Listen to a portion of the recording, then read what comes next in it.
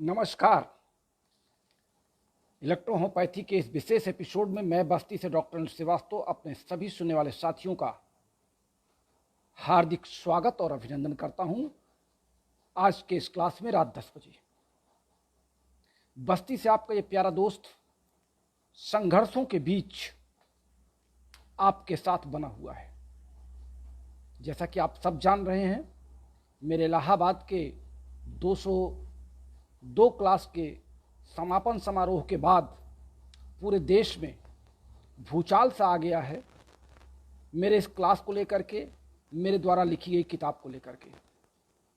आप सोच सकते हैं कि मैं कितने तनाव में इन सब बातों से आपके बीच समय से पहुंच रहा हूं। दिन भर लोगों की अनाप शनाप टिप्पणियां, दिन भर तरह तरह के फ़ोन कॉल्स और तरह तरह के लोगों की धमकियां, उसके बाद कोई बंगाल से, कोई दिल्ली से, कोई गोरखपुर से अलग अलग तरीके की मेरे निजी ज़िंदगी पर करने वाली टिप्पणियां, उन सब के बीच मैं निरंतर आपके साथ बना हुआ हूं। आप सब चिकित्सक साथियों के फ़ोन कॉल्स भी अटेंड करता हूं, आप सबके सवाल जवाब भी देता हूं, व्हाट्सएप पर आपके त्वरित जवाब देता हूं, फेसबुक पर और ट्विटर पर मैं आपके साथ लगातार जुड़ा हुआ हूं। और इसी बीच मैं आपके द्वारा प्रस्तावित प्रैक्टिस ऑफ मेडिसिन को लिखने में भी अपना समय दे रहा हूं। जब मेरे हैंडबुक ऑफ इलेक्ट्रोहोम्योपैथी पे इतना विवाद है कि एंजाइम्स थ्योरी को लेकर के इतना प्रवचन है, मानता को लेकर के लोगों में इतनी ऊहापोह की स्थिति है सिर्फ मेरे बयान के कारण, तो मुझे अब थोड़ा सा अपने प्रैक्टिस ऑफ मेडिसिन के प्रति भी सचेत होना पड़ रहा है। जहाँ तक इलेक्ट्रोहोम्योपैथी में अभी आज मैंने आपको जो अपने निजी यूट्यूब चैनल पर जो पोस्ट डाली है, पहले तो मैं आप सबको आश्वस्त कर दूं कि मेरे इस फेसबुक के रात 10 बजे के क्लास में कोई बाधा नहीं रहेगी। मेरी आईडी ब्लॉक होती रहेगी, मैं नई आईडी आपको तत्काल भेजता रहूँगा और मैं आपसे लगातार मिलता रहूँगा। मैं भी देखना चाहता हूँ कि ये लोग मेरा कितना साथ कितने दिनों तक देते हैं और कितना मेरा विरोध करते हैं। मेरा जितना विरोध हो रहा है, आप सबके चाहने वालों की संख्या, आप सबके प्यार करने वालों की संख्या उतनी ही तेज़ी से बढ़ रही है। मेरे इस आईडी पर आप सब तुरंत वापस आ गए, यही तो मेरे चाहत की परीक्षा है और यही तो परिणाम है। और ये इन लोगों को देखना चाहिए जो डॉक्टर अनिल श्रीवास्तव की लगातार आलोचनाएं करने से बच नहीं पा रहे हैं, अपने मन के भड़ास को निकाल नहीं पा रहे हैं। कोई कह रहा है मैं फर्जी प्रिंसिपल हूँ, कोई कह रहा है कि ये प्रिंसिपल साहब हाई कोर्ट में मौन थे, कोई कह रहा है कि मैं इनको 419-20 का नोटिस भेज रहा हूँ। तरह तरह की बातें आ रही हैं, तरह तरह के विद्वान हैं। अब यहाँ पे एक बात बिल्कुल सटीक है, स्पष्ट है कि ये वही लोग कमेंट्स कर रहे हैं मेरी एंजाइम्स थ्योरी को, मेरे इलेक्ट्रोहोम्योपैथी के शोध कार्यों की। चूँकि मैंने सीधे कहा है कि मैंने मैटी जी के सिद्धांत को कहीं भी कोई परिवर्तित नहीं किया है। मैटी जी ने एक रास्ता दिया था, उस रास्ते पर चलने वाले अलग अलग विद्यार्थी, अलग अलग अनुयायी, अलग अलग डॉक्टर्स आए। पिछले 150 वर्षों में लाखों डॉक्टरों ने डॉक्टर मैटी जी द्वारा रचित संरचना पर, उनके पैथी पर, उनके चिकित्सा शास्त्र पर अपने अपने तरीके से प्रयोग किया, अपने अपने तरीके से शोध किया। अभी तक किसी देश ने इलेक्ट्रोहोम्योपैथी के किसी भी सिद्धांत को प्रॉपर वे में मान्यता प्रदान नहीं की है और किसी सिद्धांत को अभी माना नहीं गया है।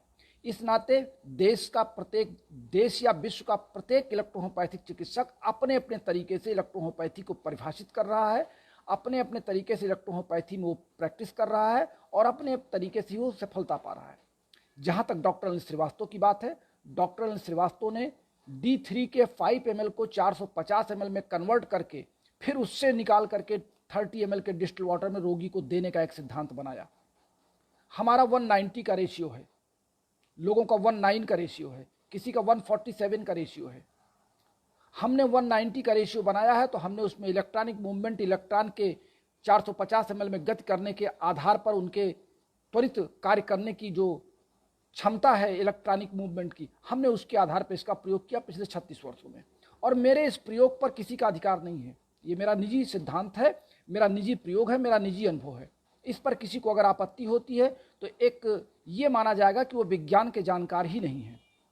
जिनको एंजाइम्स की थ्योरी में ये केवल पूछना है कि कितने प्रकार के एंजाइम्स होते हैं, एंजाइम्स कैसे कार्य करते हैं, तो निश्चित रूप से उन्होंने विज्ञान का अध्ययन नहीं किया, उन्होंने बायोकेमिस्ट्री नहीं पढ़ी, उनको प्लांट सेल और ह्यूमन सेल के एंजाइम्स की जानकारी नहीं है, एंजाइम्स की क्रियाविधि की जानकारी नहीं है।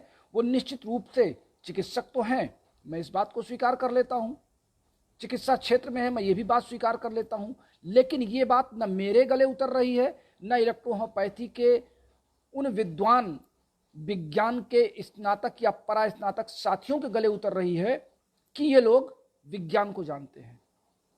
हमारे सभी साथियों ने आपस में चर्चा किया तो मुझे लगा कि एक पुरानी कहावत है, अगर किसी बंदर को अदरक हाथ में दे दिया जाए और कहा जाए इसको खाओ तो नोच नोच के फेंक देगा, और बहुत ज़्यादा क्रोध आएगा तो आपके ऊपर कूदेगा, दांत निकालेगा, आपको डराएगा, भपकाएगा, आप वहाँ से हट जाओगे।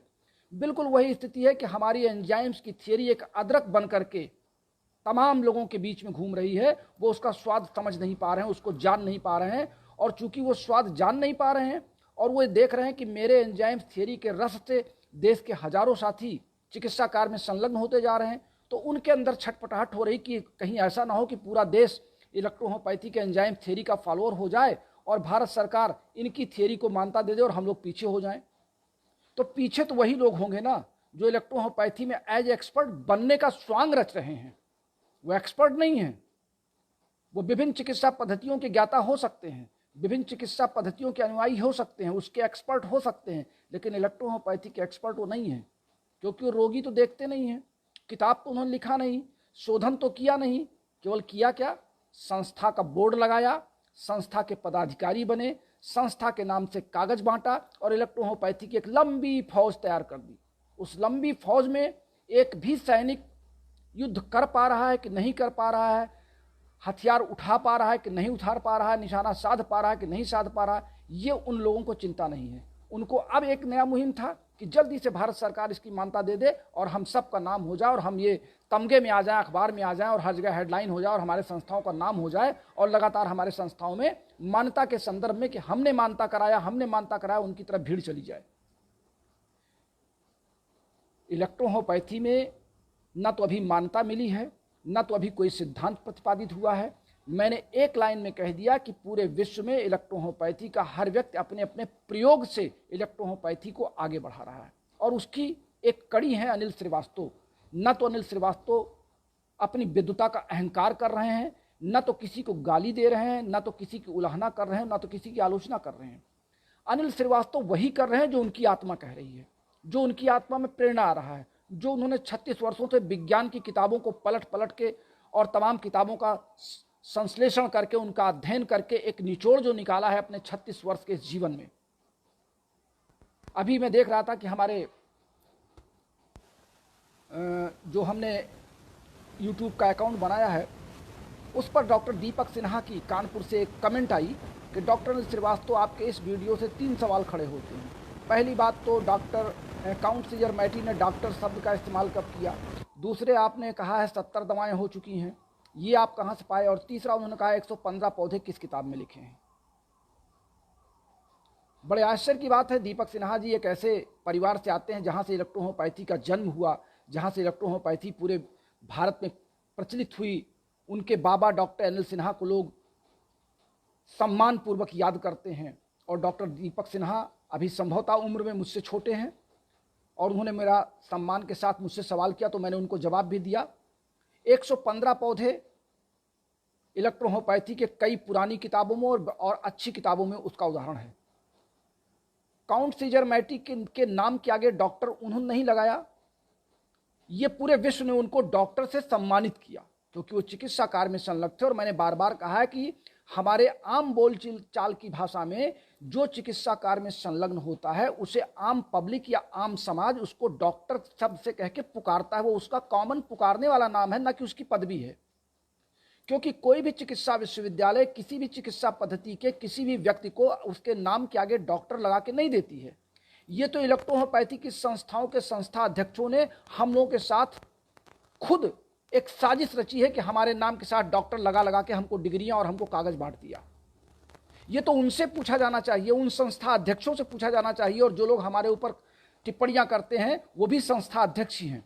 उनसे पूछना चाहिए कि वो अपने विद्यार्थियों के नाम के आगे डॉक्टर लगा के क्यों देते हैं। इसमें डॉक्टर लगा करके जो सर्टिफिकेट पाता है उसका क्या दोष है?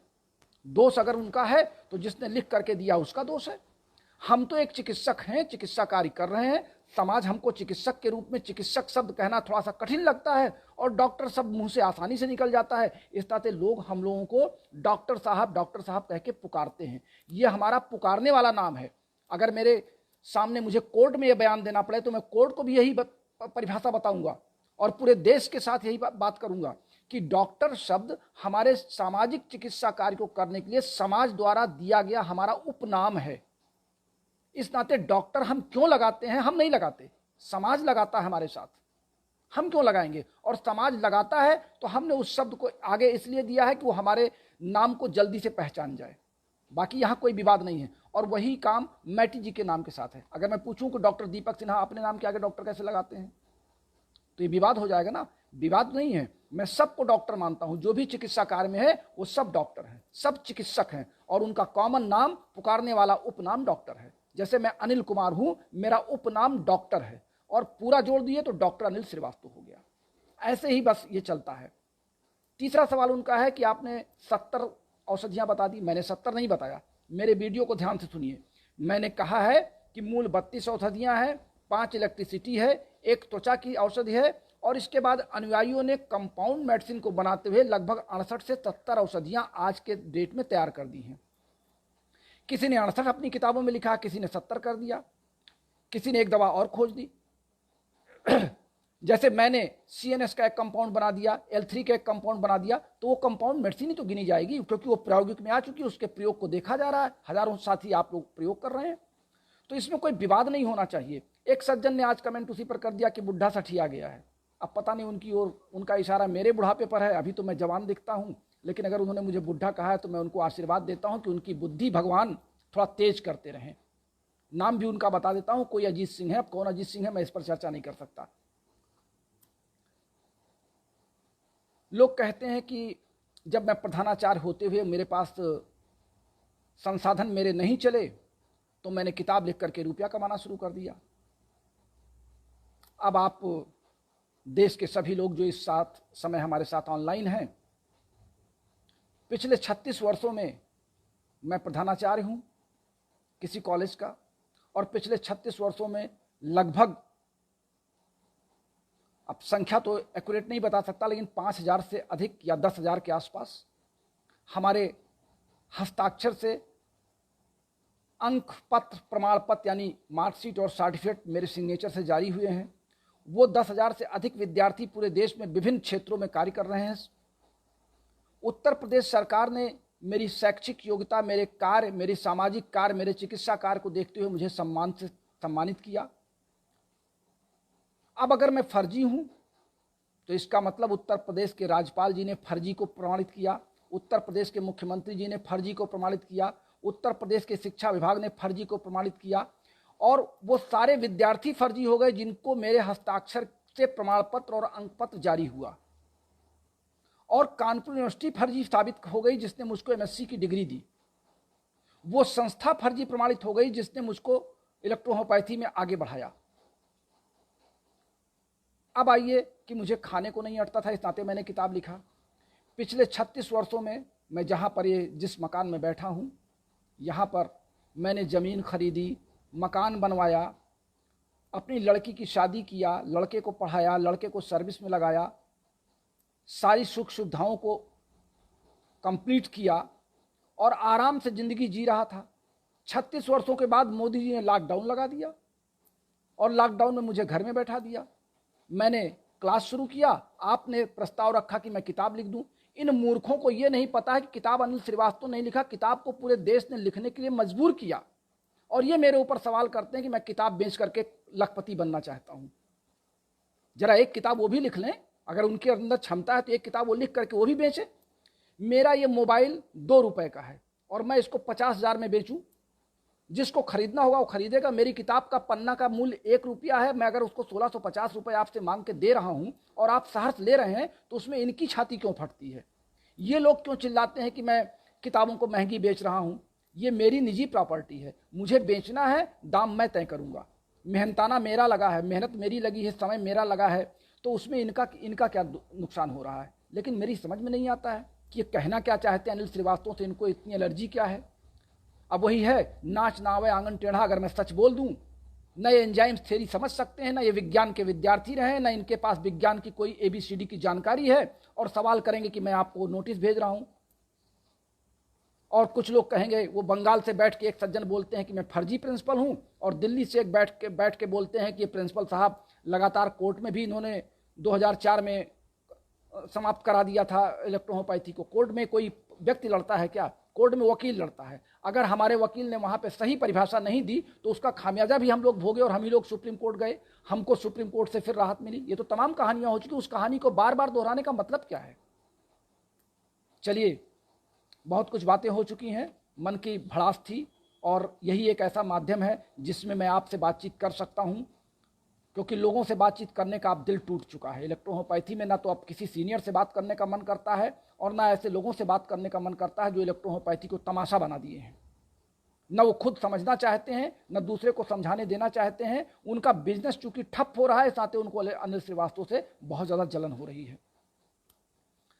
मैं आपको बता दूं कि जो मेरा YouTube चैनल मैंने कल से आरंभ किया है, उस पर मैं इलेक्ट्रोहोम्योपैथी की अलग कहानी लेके चल रहा हूं।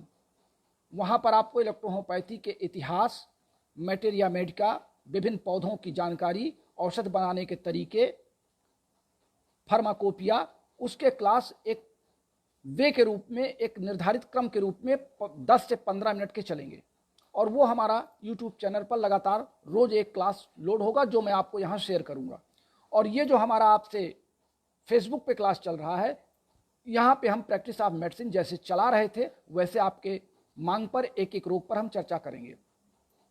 मैं आपसे चर्चा कर रहा था महिलाओं के जनन संस्थान पर, मैंने कल चर्चा की थी, और महिलाओं के रोग पर मैं आपसे चर्चा करने के लिए आज उपस्थित हूँ। जब मैंने अपने पिछले वीडियो को सर्च किया, डॉक्टर अनूप बरनवाल जी, अगर आप लाइन पर हों और मेरी बात को सुन रहे हों, तो हमारे तमाम देश के साथियों का ये अनुरोध है कि जब आप YouTube पर इसको लोड करते हैं तो क्लास नंबर के साथ साथ आप सब्जेक्ट भी डाल दिया करें। हालांकि पिछले वीडियो में सब्जेक्ट नहीं है, आपने कुछ नए वीडियो में सब्जेक्ट डाले हैं, तो लोगों को ज़रा सर्च करने में आसानी होती है। और कभी कभी मैं भी कन्फ्यूज़ हो जाता हूँ कि पुराने वीडियो जब मिलते हैं, जब उसको 2, 4, 10 मिनट तक सुनता हूँ, तो मुझे समझ में आता है कि मैंने इसमें क्या बोला था। चूँकि मैं कोई लिस्ट नहीं मैंने बना रखी है, और मैं अनूप बरनवाल जी से अनुरोध करूँगा कि आप मुझे मेरे वीडियो की एक लिस्ट बना के दे दीजिए कि मेरे किस क्लास नंबर किस में मैंने किसके बारे में बोला है। जैसे आज ये हमारा क्लास नंबर 204 में मैं आपसे बात कर रहा हूँ, तो क्लास नंबर 204 में अब आज हम चर्चा कर लेते हैं। हमने जो सर्च किया तो उसमें महिलाओं के हम विभिन्न रोगों पर चर्चा कर चुके हैं, और 2 महत्वपूर्ण रोग आज हम जल्दी जल्दी चर्चा कर लेते हैं। पहला है ओबेराइटिस, ओबरी में शोध होना, दर्द होना, और उससे समस्या का उत्पन्न होना। एक चीज़ मैं आपको और क्लियर कर दूं कि इलेक्ट्रोहोम्योपैथी में चूंकि आर्गन वाइज मेडिसिन है, अंगवार कार्य करती हैं, तो हमको इसमें बहुत ज़्यादा मैनेजमेंट की, बहुत ज़्यादा टेस्टिंग की ज़रूरत नहीं पड़ती है। हमारे तमाम साथी विभिन्न प्रकार के टेस्ट करा लेते हैं, विभिन्न प्रकार की जांच रिपोर्ट करा लेते हैं, MRI करा लेते हैं, अल्ट्रासाउंड करा लेते हैं। ठीक है, जांच करानी चाहिए, मैनेजमेंट होना चाहिए, लेकिन चूंकि इलेक्ट्रोहोम्योपैथी एक अलग विधा है ऑर्गन वाइज की, इसकी औषधियाँ हैं। क्योंकि अगर हमारे कोई विद्वान साथी कहें कि ऑर्गन वाइज नहीं है, तो मैं उनसे बार बार पूछूंगा फिर 38 दवाएँ ही क्यों हैं? क्यों नहीं उतनी दवाएँ बनी जितने रोग बनते जा रहे हैं? तो इस नाते ये विवाद नहीं होना चाहिए। तो 38 दवाएं जो हैं ये अंगवार हैं। इस नाते अंगवार मेडिसिन में हमको रोगी की मुख्य शिकायत पर ही जोर अपना ध्यान देना पड़ेगा, और उसके मुख्य शिकायत के मुख्य अंग की ओर हमको दौड़ना पड़ेगा दिमाग से।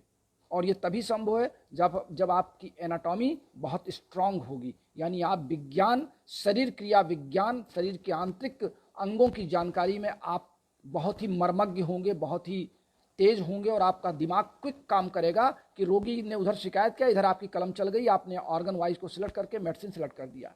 और इसीलिए मैंने हैंडबुक ऑफ इलेक्ट्रोहोम्योपैथी लिखी थी कि अगर आप उसको कंप्लीट पढ़ेंगे, हमारे तमाम साथी, 2-4 साथी ऐसे निकल आते हैं, कहते हैं आपकी किताब कोई बहुत खास नहीं लगी, आपकी किताब में मैं जो चाहता था वो मुझे नहीं मिला।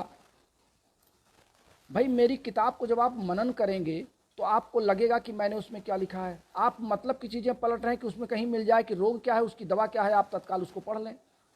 यानी आप दाल चावल बना करके, सब्जी बना करके, रोटी अलग बना करके, फिर घी लगा करके और आराम से ड्रेसिंग टेबल पे सलाद काट करके आप नहीं खाना चाहते। आप चाहते हैं सब कुछ कोई एक होटल का बैरा, दाल चावल सब्जी रोटी और उसी में सलाद डाल के आपके सामने प्लेट दे दे और आप उसको खा करके और वहाँ से 2 मिनट में उठ जाएं।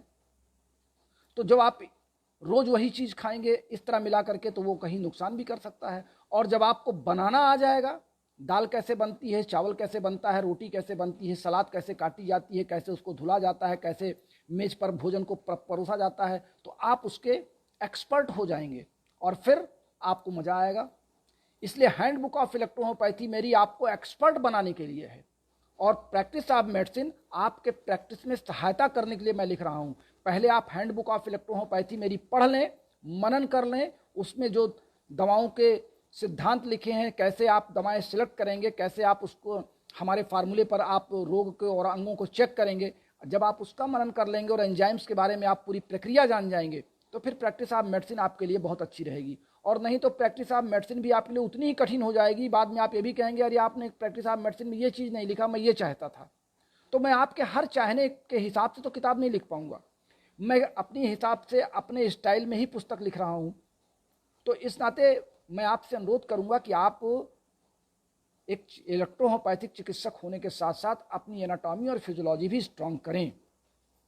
अब जैसे ओबराइटिस पर है, ओबराइटिस पर हम या डिम्ब शोथ जिसे कहते हैं, अगर हम इस पर चर्चा करें तो जब बालिकाएं बाल्यावस्था से युवावस्था में प्रवेश करती हैं तो उस समय उनकी जो डिम्ब ग्रंथियां होती हैं या ओवरीज होती हैं, वहाँ पर हल्का सा उभार होता है, मांसपेशियों का एक सामंजस्य होता है और थोड़ा सा ठोसपन बनना शुरू होता है क्योंकि वहाँ पर अंडे बनने हैं। उनमें फिर दर्द आरंभ होता है, हल्का दर्द होता है और ये बाल्यावस्था से युवावस्था में जाते समय ये ऐसे लक्षण देखे गए हैं। स्तन में तनाव शुरू हो जाता है, गांठें बननी शुरू हो जाती हैं, स्ट्रेसपन आ जाता है, वैजाइनल चैम्बर में इन्फेक्शन के चांसेस बढ़ जाते हैं, बार बार यूरिन का पास होना ये भी एक लक्षण देखा गया है।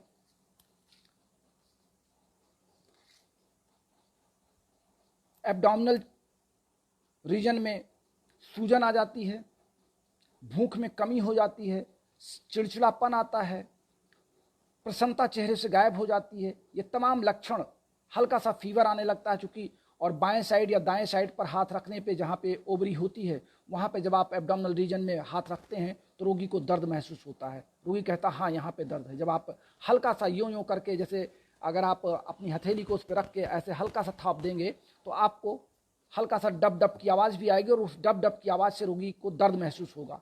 तो ये डिम्ब ग्रंथियों के शोथ के लक्षण हैं या ओबराइटिस के, जो ओबराइटिस की जो गांठ होती है, जो दर्द होता है वो उसी स्थान पर होता है। और कभी कभी बहुत असहाय दर्द होने लगता है। उस असहाय दर्द में ये समझ पाना मुश्किल हो जाता है कि ये गैस का दर्द है कि ओवरी के अंदर बनने वाली गांठ के सूजन का दर्द है या कोई आंत में कोई दर्द है। लेकिन जब बार बार ये शिकायत मंथली आती है, पीरियड के समय आती है, या विशेष करके मेनोपॉज के समय 40 साल के बाद भी इस तरह की दर्द को बयां करती हैं महिलाएं, तो उस समय उनको ये लगता है कि हमारा जो मानसिक तनाव है वो ज़्यादा है, दिमागी रूप से वो अपने आप को सक्षम नहीं पाती हैं काम धाम करने में, काम में मन नहीं लगता है। और उचित चिकित्सा के अभाव में ये रोग घातक भी सिद्ध होता है। जहाँ तक इलेक्ट्रोहोम्योपैथी में ओबराइटिस पर चिकित्सा की बात है, हम सेलेक्ट कर सकते हैं इसमें 3 फार्मूले, आप नोट करें। पहला फार्मूला होगा F1 S6 C7 BE। F1 और S6 ये दोनों किडनी पर, यूटेरस पर, यूरेथ्रा पर अपना नियंत्रण रखेंगे, जिससे वहाँ पर प्रेशर नहीं बनने पाएगा और यूरिन का निष्कासन समय समय पर होता रहेगा। और ऊपर से ओवरी और यूटेरस का जो एक एक्स्ट्रा प्रेशर है यूरेथ्रा पर, उससे बचा रहेगा। तो जो अगर कह सकते हैं कि अगर यूरिनरी ब्लैडर में कोई दिक्कत है या वहाँ पर प्रेशर पड़ रहा है तो हम उससे रोगी को बचा सकते हैं। यानी हमारे कहने वाला ये है कि इस तरह के दर्द में यूरिनरी ब्लैडर का खाली होना भी ज़रूरी है। यूरिनरी ब्लैडर समय समय पर काम सही करता रहे, अर्थात यूरिन का पास होना शरीर से ज़रूरी है। उससे क्या होगा कि वेजाइनल चैम्बर में कोई इन्फेक्शन नहीं होने पाएगा, यूरिन के साथ इन्फेक्शन अगर कोई है तो निकल जाएगा। दूसरी दवा हम देंगे दर्द की, जो मेन दर्द का कारण है, जहाँ पे शोथ की बात है, तो वहाँ पे हम देंगे S5 C7 C1 और WE। हम जब ये दवाओं का कॉम्बिनेशन मिलाएंगे तो इन दवाओं पहले दवा का डोज आपको बता दें, उसमें F1 S6 C7 और WE ये आप 15-15 ड्रॉप लेंगे और रोगी को 4 बार देंगे। दूसरी दवा हमारी S5 C7 और WE ये रोगी को आप 10-10 ड्रॉप 3 बार देंगे। और तीसरी दवा हम देंगे भोजन के तुरंत बाद, क्योंकि ऐसे रोगियों को कॉन्स्टिपेशन की शिकायत बढ़ जाती है, उनमें कब्जियत होने लगती है और कब्जियत होने से गैस का दर्द भी बढ़ जाता है। तो ऐसे रोगियों को कॉन्स्टिपेशन ना होने पाए, भोजन के तुरंत बाद हम S10 और L3 ये दोनों देते हैं, और भोजन के पहले हम L2 देते हैं। यानी 4 फार्मूले आपके हो गए। भोजन के पहले 10 बूंद L2, भोजन के तुरंत बाद S10 और L3 की 10-10 बूंदें, दिन में 4 बार F1 S6 C7 WE, और दिन में 3 बार आपको देना है S5 C7 C1 और WE। ये दवाएं जब आप देंगे, कभी कभी ऐसा भी होता है कि WE अगर काम नहीं कर पा रहा है तो आप WE के स्थान पे GE दे करके देख लीजिए, हो सकता है दर्द को तुरंत राहत मिल जाए। तो WE और GE को आप अल्टरनेट चेंज कर सकते हैं। अब आज मैं आप सबके नाम पढ़ दूं जो हमारे नए आईडी पर हमारे बहुत से साथी हैं, और कल से लगातार मैं आप लोगों के नाम नहीं देख पा रहा था। मैं देख रहा हूं कि हमारे इस नई आईडी पर मिस्टर विजय प्रताप पटेल जी हैं, विजय नारायण वर्मा जी हैं, और सिद्दीकी जैद जी हैं, हरिहर सिंह जी हैं, इस समय वेद प्रकाश पटेल जी हैं, BK श्रीवास्तव जी हैं, उदय भान जी हैं, मिस्टर अरुण श्रीवास्तव जी हैं, और मिस्टर सुब्रतो राय जी हैं। हमारे एक साथी कुछ लंबी बात लिख रहे थे, उदय भान जी के आगे अरुण श्रीवास्तव जी हैं। क्या लिख रहे हैं ये बार बार चला जा रहा है, मैं इसको पढ़ नहीं पा रहा हूँ। अभी मैं पढ़ करके आप सबका जवाब दे दूंगा। और ये हीरेंद्र प्रताप सिंह जी लिख रहे हैं, सर जी आपसे निवेदन है कि आप किसी की कोई भी सफाई देने की ज़रूरत नहीं है, आप अपने आलोचकों को करारा जवाब मिलेगा। जी जी, आपकी बात पर मैं विचार कर रहा हूं और मैंने ये तय किया है कि अब मैं किसी को कोई जवाब नहीं दूंगा, क्योंकि आज जवाब देना इसलिए भी जरूरी था। कभी कभी ऐसा भी हो जाता है, परिस्थिति तो मुझे जवाब देना पड़ता है, क्योंकि अगला फिर ये प्रचार करता है देखिए मेरी इस बात का जवाब उनके पास नहीं था। तो ये भी जवाब देना कहीं कहीं ज़रूरी पड़ जाता है, क्योंकि अगला अगर इतना ज़्यादा खुला छूट उसको दे दिया जाएगा तो उसके बयान आते ही रहेंगे। हो सकता है कि मेरे इस बयानबाजी के बाद अगर उनकी सद्बुद्धि आ जाए तो बयान न दें।